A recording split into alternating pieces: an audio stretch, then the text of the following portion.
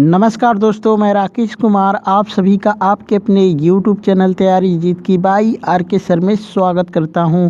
और दोस्तों 23 जनवरी 2021 के रेलवे NTPC के जो फर्स्ट शिफ्ट और सेकेंड शिफ्ट का एग्ज़ाम ख़त्म हो चुका है। और दोस्तों यहां पे लगभग सभी प्रश्न मुझे मिल चुके हैं, तो आप लोग वीडियो को लाइक कर दीजिए, अपने दोस्तों के साथ वीडियो को शेयर कर दीजिए। और दोस्तों आप लोग चाहते हैं इस वीडियो का PDF फाइल बिल्कुल फ्री में डाउनलोड करना, तो आपको PDF फाइल जो कि बिल्कुल फ्री में मिल जाएगी हमारी टेलीग्राम ग्रुप पे। दोस्तों PDF फाइल जो कि बिल्कुल फ्री में मिल जाएगा हमारे टेलीग्राम ग्रुप पे।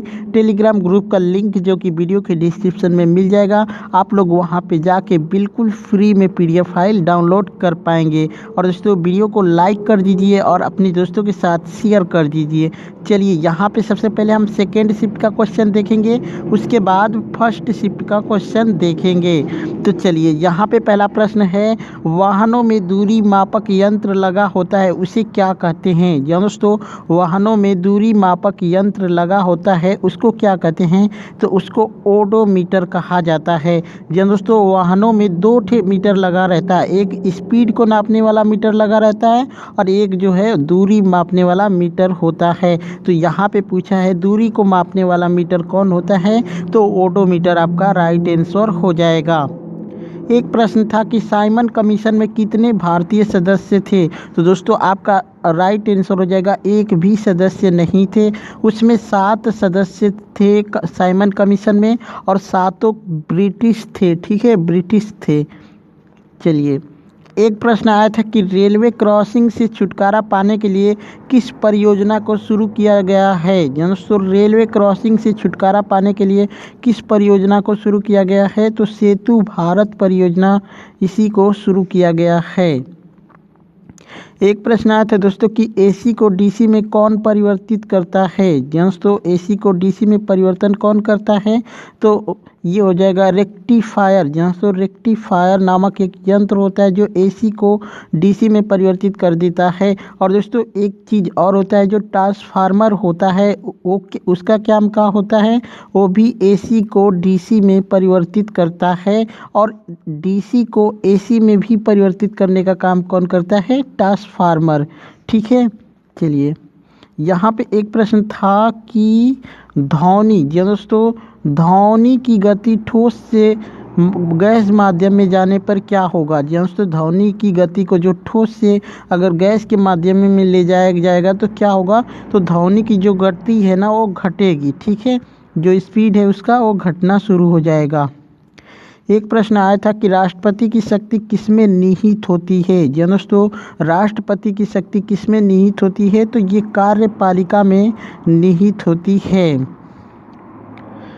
नगर पालिका का सदस्य होने के लिए न्यूनतम उम्र कितनी होती है? दोस्तों नगर पालिका का सदस्य होने के लिए न्यूनतम उम्र कितना होना चाहिए? तो ये हो जाएगा 21 वर्ष। दोस्तों 21 वर्ष होता है। यदि आपसे अध्यक्ष बनने का पूछ दे कि नगर पालिका का अध्यक्ष बनने के लिए कितना उम्र होना चाहिए न्यूनतम, तो 30 वर्ष आपका हो जाएगा।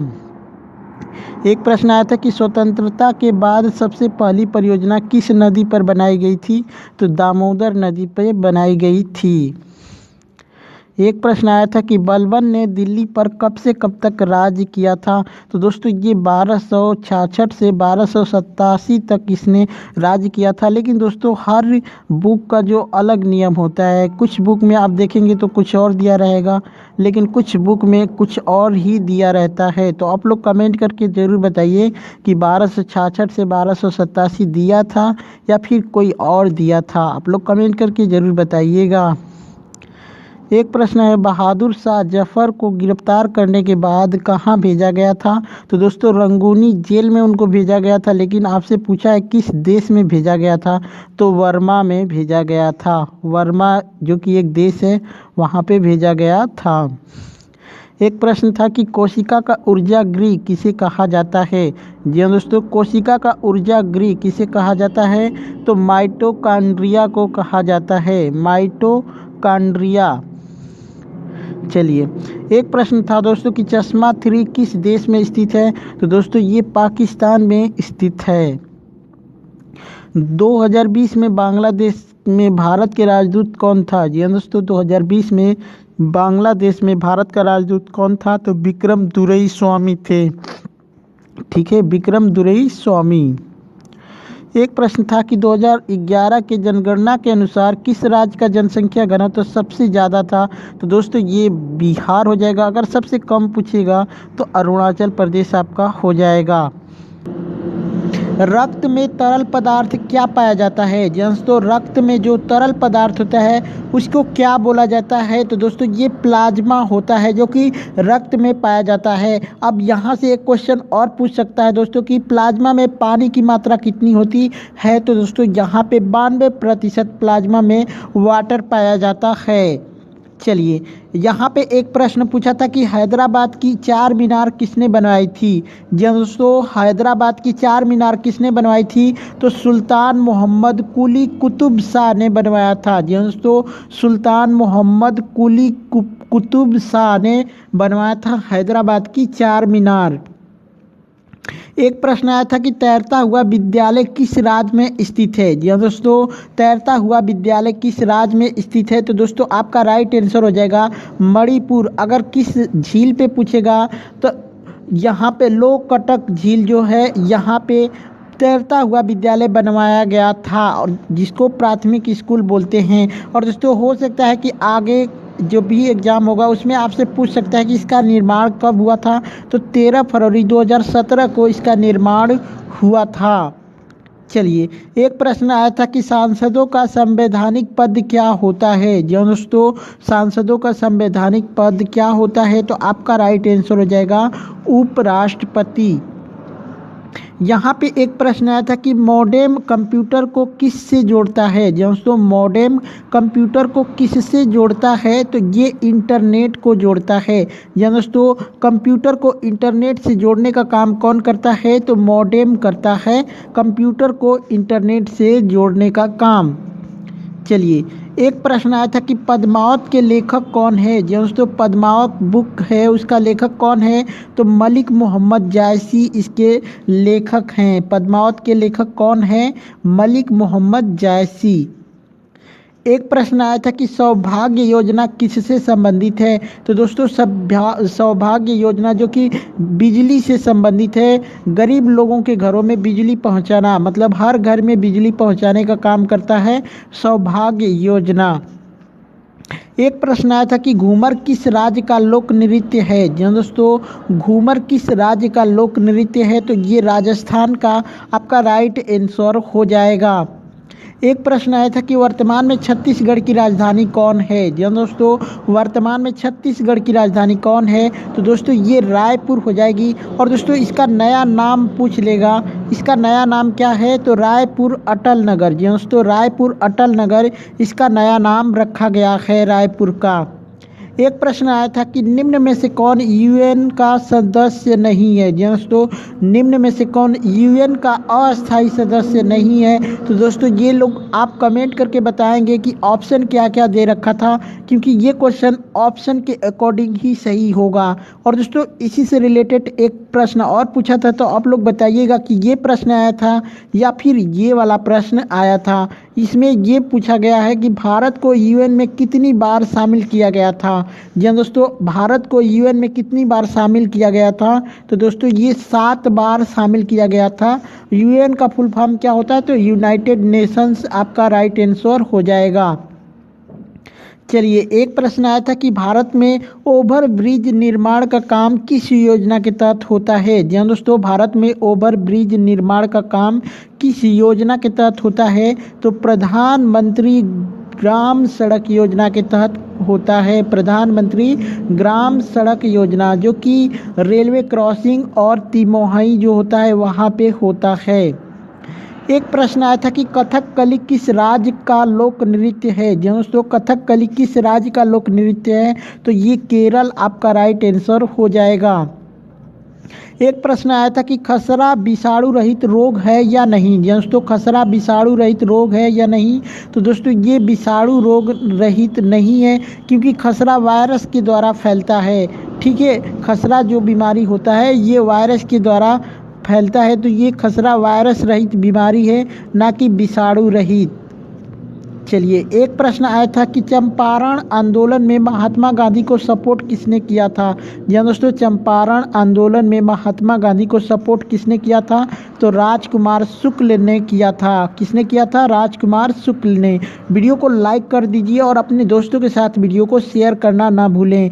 एक प्रश्न आया था कि हार्ड डिस्क कैसी मेमोरी है। जी हाँ दोस्तों, हार्ड डिस्क जो है वो कैसी मेमोरी है, तो दोस्तों ये सेकेंडरी मेमोरी होती है। जी हाँ दोस्तों, सेकेंडरी मेमोरी। 2021 के रेलवे एनटीपीसी का जो फर्स्ट शिफ्ट का एग्ज़ाम था वो ख़त्म हो चुका है। और दोस्तों यहाँ पे मैक्सिमम क्वेश्चन मुझे मिल चुके हैं। यदि आपने एग्ज़ाम दिया है तो आप हमें क्वेश्चन बता सकते हैं। जो भी क्वेश्चन आप सभी को याद है, हमारा व्हाट्सअप नंबर है 8881949373। जी हाँ दोस्तों, आप चाहें तो इस व्हाट्सअप नंबर पे कॉल करके या फिर मैसेज करके या व्हाट्सअप करके भी क्वेश्चन बता सकते हैं। साथ में आप इस वीडियो के कमेंट बॉक्स में भी क्वेश्चन हमें बता सकते हैं। तो दोस्तों आप लोग वीडियो को लाइक कर दीजिए, अपने दोस्तों के साथ वीडियो को शेयर कर दीजिए। साथ में दोस्तों अगर आप इस वीडियो का PDF फाइल चाहते हैं बिल्कुल फ्री में डाउनलोड करना, तो दोस्तों वो हमारे टेलीग्राम ग्रुप पे बिल्कुल फ्री में आप डाउनलोड कर पाएंगे। टेलीग्राम ग्रुप का लिंक वीडियो के डिस्क्रिप्शन में है, आप वहां से टेलीग्राम ग्रुप को ज्वाइन कर सकते हैं। और दोस्तों पहली बार विजिट किए हैं हमारे YouTube चैनल पे तो चैनल को सब्सक्राइब करके बेल आइकन को जरूर दबाइएगा और अधिक से अधिक अपने दोस्तों के साथ वीडियो को शेयर करिएगा। चलिए पहला प्रश्न देखते हैं, 2022 का फीफा वर्ल्ड कप कहां पर होगा। जी हाँ दोस्तों, 2022 का फीफा वर्ल्ड कप कहां पे होगा, तो दोस्तों ये शायद 4 या 5 बार क्वेश्चन जो कि आपको रिपीट हुआ है, 4 से 5 बार। और ये कहाँ पे होगा, तो कतर में होगा। इसलिए दोस्तों आप लोग जो भी एनालिसिस होती हैं पूरी वीडियो आप देख सकते हैं, साथ में उसका PDF फाइल भी डाउनलोड कर सकते हैं। तो दोस्तों आप लोग देखेंगे तो जिनका भी एग्ज़ाम बाकी है, आगे है, उनके लिए बहुत ही फ़ायदा होगा। एक प्रश्न आया था दोस्तों, यहाँ पे अहमदनगर कर लीजिएगा। अहमदनगर में अकबर के साथ कौन सी महिला लड़ी थी।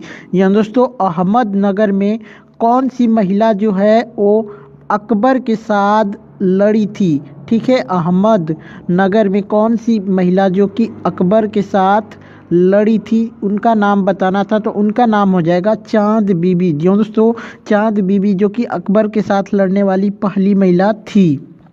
चलिए एक प्रश्न आया है, 2019 में पेट्रोल में दूसरा सबसे ज़्यादा निर्यात करने वाला देश कौन है। तो दोस्तों जो निर्यात करने वाला देश जो दूसरा सबसे अधिक है तो ये तो सऊदी अरब हो जाएगा।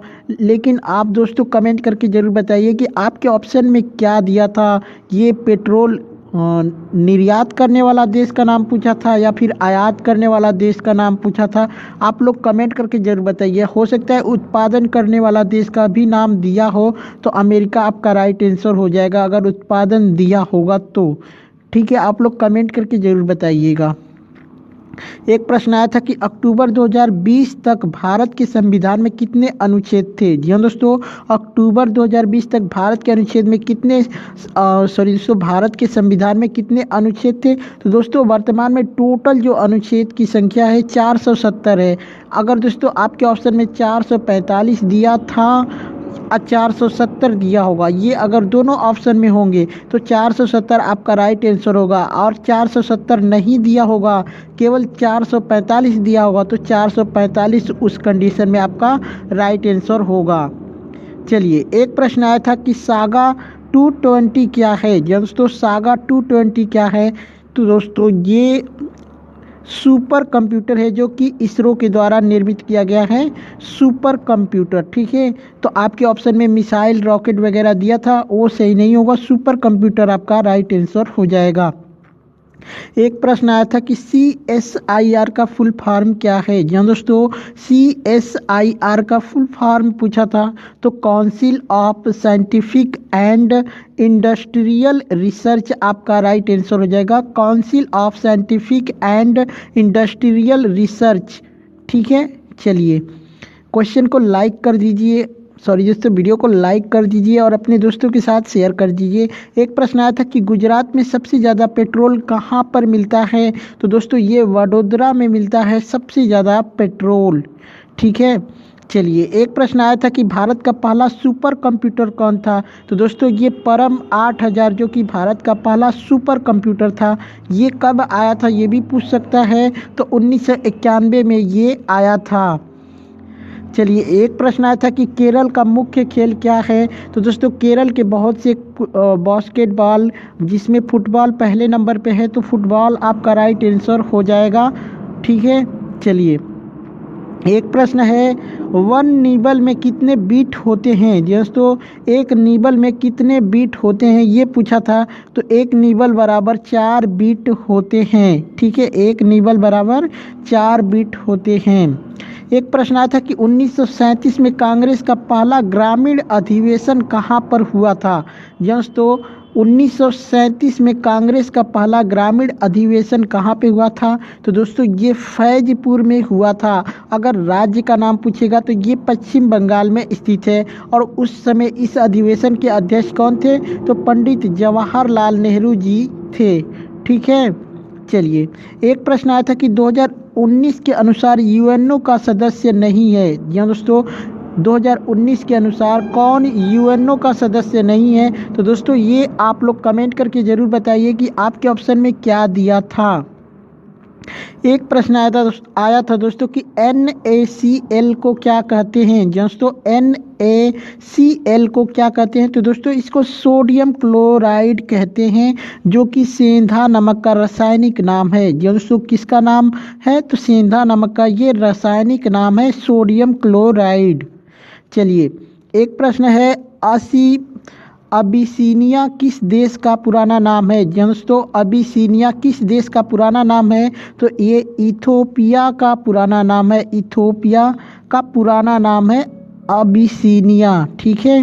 चलिए, एक प्रश्न आया था कि महान लोबिस मॉडल पर कौन सी पंचवर्षीय योजना आधारित थी। दोस्तों महान लोबिस मॉडल पर कौन सी पंचवर्षीय योजना आधारित थी। तो दोस्तों ये दूसरी पंचवर्षीय योजना जो कि महान लोबिस मॉडल पर आधारित थी, और ये 1956 से 1961 तक रही थी।